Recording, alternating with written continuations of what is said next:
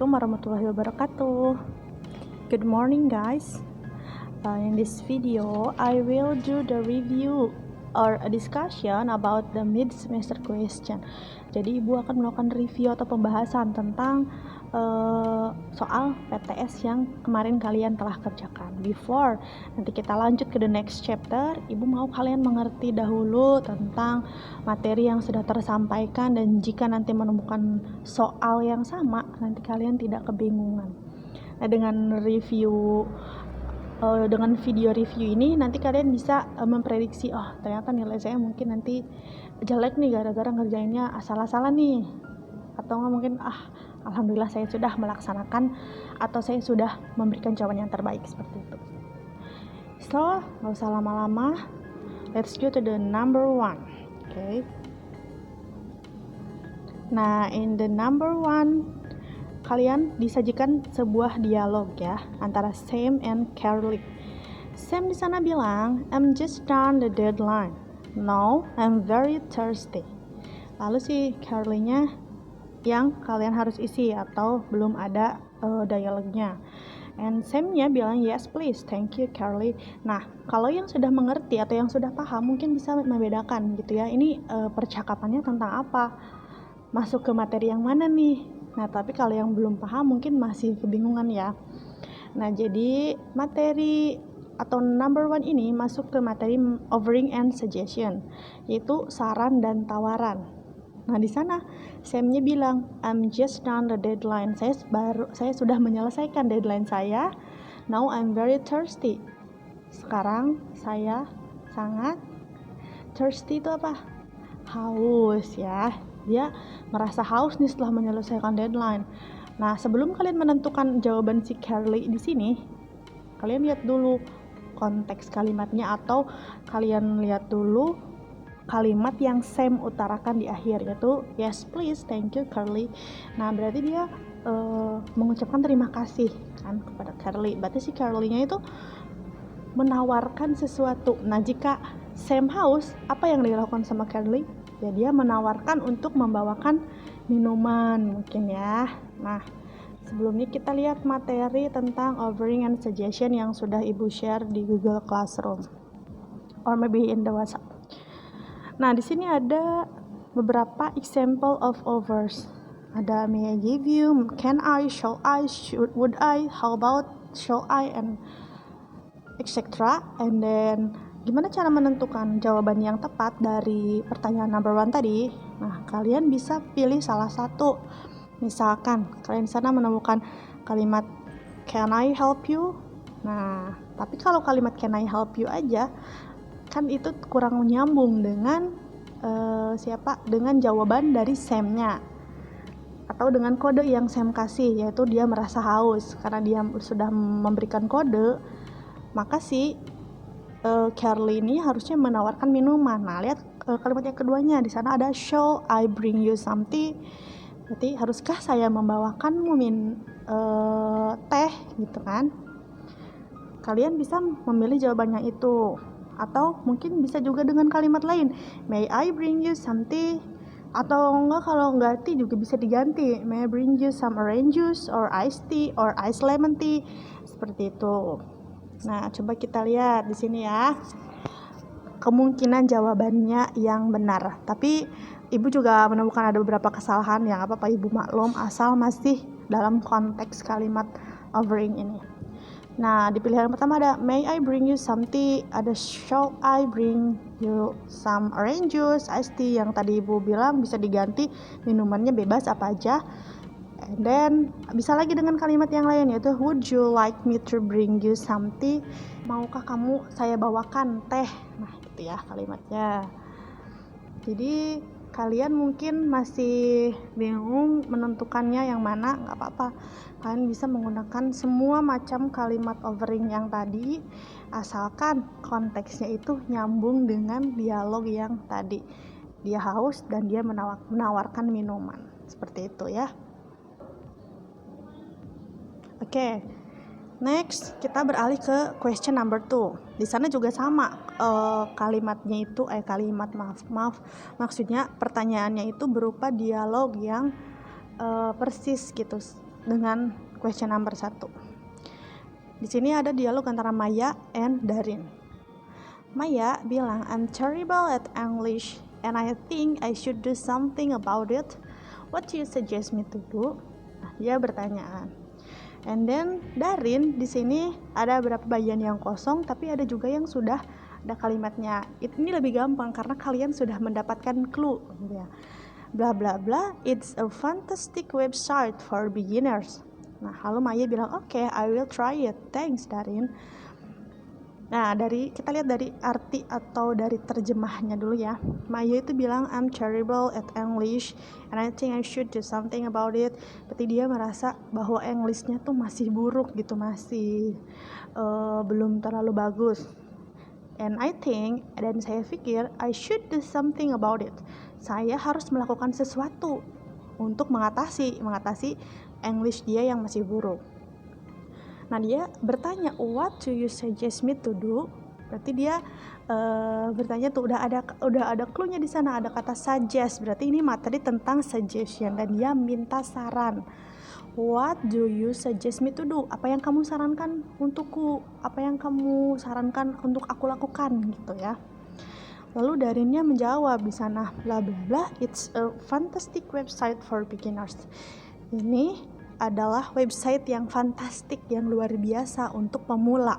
Nah, berarti si Darin ini menyarankan Maya untuk membuka salah satu website agar Maya mempelajari materi atau agar Maya bisa menemukan gitu solusi atas Englishnya dia yang masih buruk, gitu ya. Nah, Ibu di sini menuliskan berapa kemungkinan jawaban. Ini Ibu contoh saja ya, jadi website-nya bisa bebas. Misalkan kemungkinan jawaban yang pertama ada, I suggest you to open the www.englishtalk.com website. Nah, lalu disambungkan dengan kalimat selanjutnya, it's a fantastic website for beginners, gitu kan. Jadi nyambung kan gitu antara kalimat selanjutnya dan kalimat yang harus diisinya itu. Atau bisa juga dengan I think you should visit the englishtalk.com website gitu. Atau maybe kamu bisa bertanya gitu ya ke Maya atau menyarankan dalam bentuk pertanyaan. So, how about visiting www.englishtalk.com website? Nah, nanti dikasih tanda tanya, baru dilanjutkan dengan it's fantastic website for beginners. Nah, gimana Ibu bisa menentukan jawabannya itu? Karena ini di sini sudah ada, Ibu pernah share ke kalian materi tentang contoh kalimat suggestion. Di sana ada kata I suggest that, let's, kalau let's kan lebih ke ajakan ya.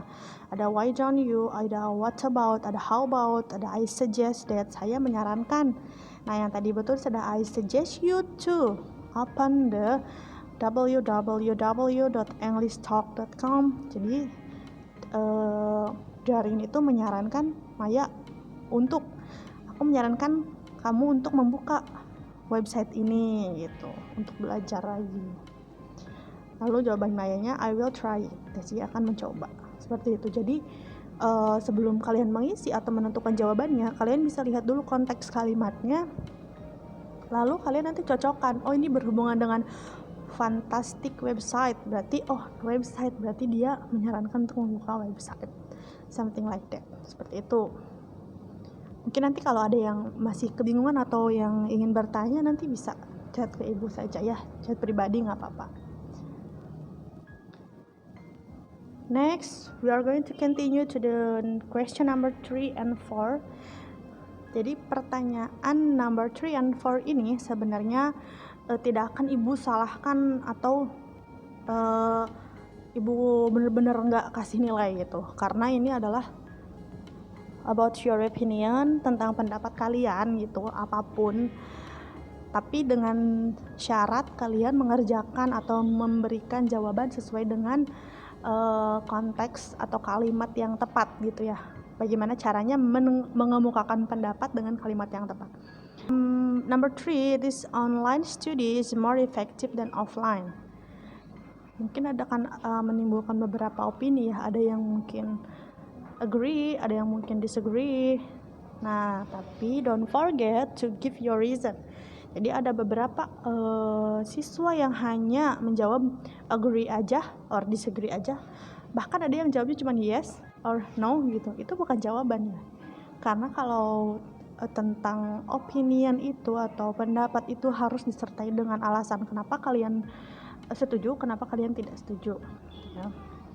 Dan di petunjuk atau directionnya juga sudah ada support your opinion with the reason. Nah, sudah jelas. Jadi kalau yang tidak ada reasonnya, mungkin nilainya akan ibu kasih sedikit.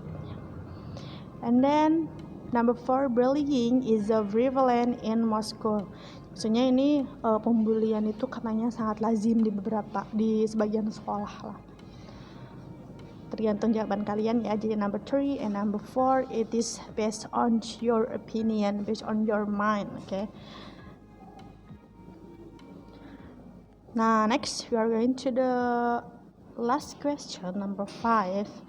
Nah, ini ada beberapa atau sebagian siswa itu masih masih sangat kurang tepat gitu, bisa dibilang kurang tepat karena mungkin kalian tidak membaca instruksinya dengan baik, atau mungkin kalian justru tidak membaca tugas materi yang terakhir Miss kasih ke kalian.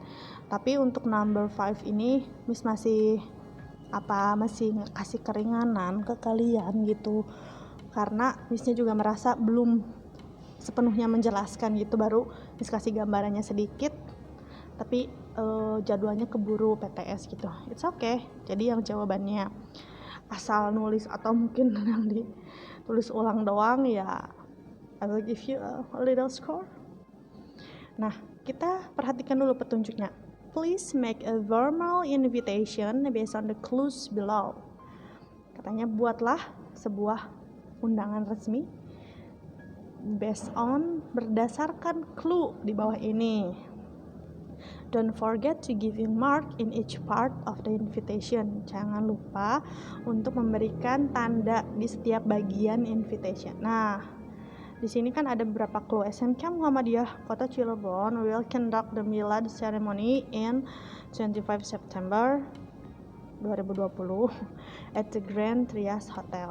Jadi maksudnya SMK Muhammadiyah itu akan melaksanakan atau akan mengadakan milad seremoni atau perayaan miladnya di tanggal 25 September di Grand Trias Hotel.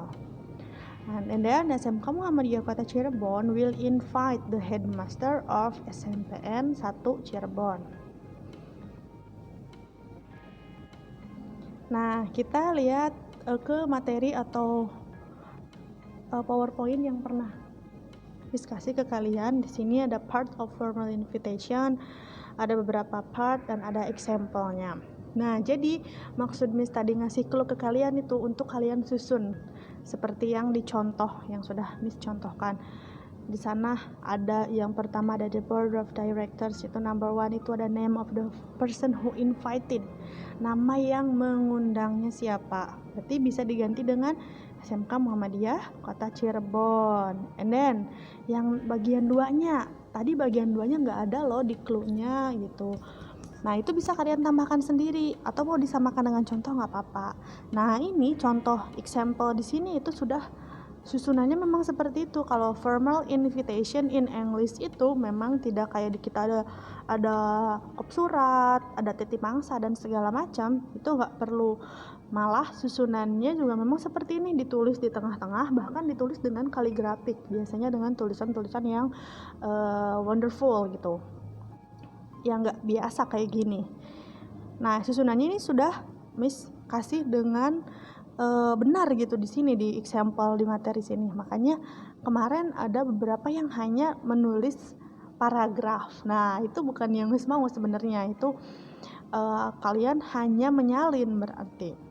Tapi kalau misalkan kalian mengikuti materi yang ada di sini, itu kalian nanti benar, walaupun belum jelas-jelasnya Miss kasih penjelasan gitu, tetapi mungkin sudah bisa gitu paham. Udah berapa yang sudah bagus jawabannya.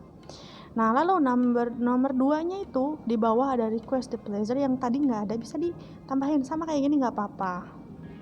Nah, nomor 3-nya the name of the persons invited. Tadi kan tidak mengundang nama gitu, tidak ada nama di sana ya, adanya Headmaster of SMPN 1 Cirebon. Nah, kalian tulis saja Headmaster of SMPN 1 Cirebon. Nah, nanti nomor 4-nya ada kind of event. Nama acaranya apa? Berarti at the Milad Ceremony of SMK Muhammadiyah Kota Cirebon misalkan. Lalu yang nomornya yang number 5-nya itu di bawahnya ditambahin tanggal baris selanjutnya, yaitu tempat acaranya di mana, at the Grand Trias Hotel. Nah, untuk nomor 7, the special instruction itu opsional, bisa ditambahin sendiri atau enggak, misalkan pakai bajunya ini dress code-nya bisa batik, or maybe dress code-nya itu muslim wear, atau misalkan kalian harus memakai pakaian warna apa. Nah, itu bisa dicatat di nomor 7. Nomor 7 memang biasanya itu di sebelah kanan. Nanti di sananya ada request to reply. Nah, di banyakan nggak ada yang mencantumkan RSVP di sini. Request to RSVP ini berasal dari bahasa Perancis. Nanti Ibu share lagi tentang Ibu akan memberikan kalian video in the next meeting tentang penjelasan formal invitation ya. Nah, nanti kalian cantumkan nomor yang bisa dihubungi. Jadi konfirmasi apakah bisa hadir atau tidaknya itu ke RSVP bagian nomor 8. Gitu ya. Mungkin sekilas aja tentang penjelasan nomor 5, karena memang ya Ibu merasa juga Ibu belum menjelaskan sepenuhnya ke kalian. Tapi Ibu mengucapkan good job, selamat gitu ke kalian yang sudah mengerjakan dengan baik. Tapi yang merasa hanya menuliskan yang soal terus ditulis ulang lagi di jawaban kalian, ya it's okay, nggak apa-apa, misalkan kasih kalian sedikit ya. Jadi kira-kira ada yang perlu ditanyakan lagi terkait soal PTS? Kalau sudah misalkan sudah jelas, Ibu akan akhiri saja video ini. Nah, untuk materi selanjutnya tadi sudah Ibu bilang nanti minggu depan Ibu akan share video ke kalian masih tentang formal invitation ya. Masih tentang undangan resmi. Nanti setelah ini kalian isi link Google Form yang Ibu akan share juga.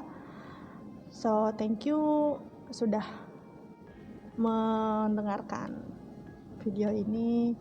Semoga dengan sedikit penjelasan yang Ibu kasih tadi akhirnya kalian mendapatkan pencerahan ya. Oke. See you in the next meeting. Assalamualaikum warahmatullahi wabarakatuh.